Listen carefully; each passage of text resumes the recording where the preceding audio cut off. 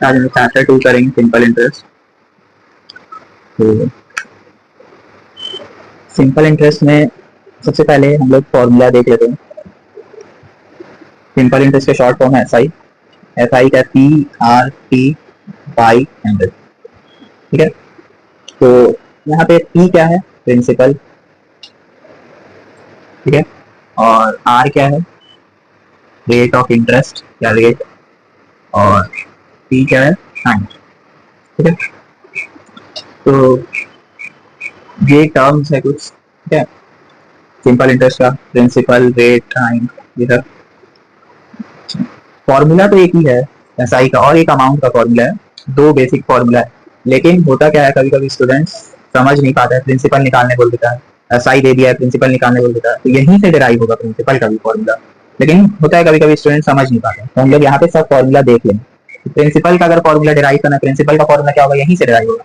SI into 100 करो। देखो P निकालना है हम लोग बहुत शुरू से पढ़ते आ रहे हैं, जो चीज को निकालना है उसको अकेला रखो, बाकी सबको इक्वल टू कुछ करो। पी अगर निकालना है तो एसआई पी को अकेला रखना है, तो सबसे पहले 100 इंटू एस आई करो, 100 वहां पे डिवाइड में, तो यहाँ आएगा क्या होगा, मल्टीप्लाई होगा।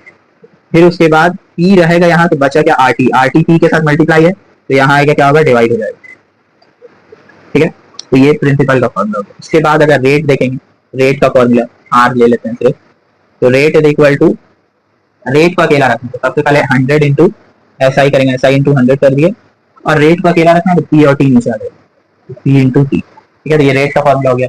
फिर टाइम का फॉर्मूला, तो अगर हम लोग को टाइम निकालना है तो फिर वही करेंगे, एस आई इंटू 100 और नीचे लिख लेंगे, बचा क्या, टाइम को छोड़ के यहाँ क्या बचा, पी और आर। पी और आर को यहाँ लिख लेंगे।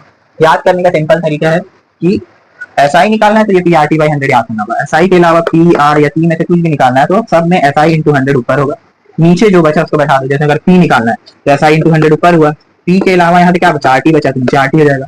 फिर एस आई इंटू 100 हुआ, आर के अलावा क्या बचा, पी और टी, पी और टी हो जाएगा। फिर एस आई इंटू 100 हुआ, टी के अलावा क्या बचा, पी और आर, पी और आर नीचे हो जाएगा। तो ऐसे करके फॉर्मूला याद रखना है। तो ये मेन फॉर्मूला है, और उससे ये सब फॉर्मूला डिराइव हुआ।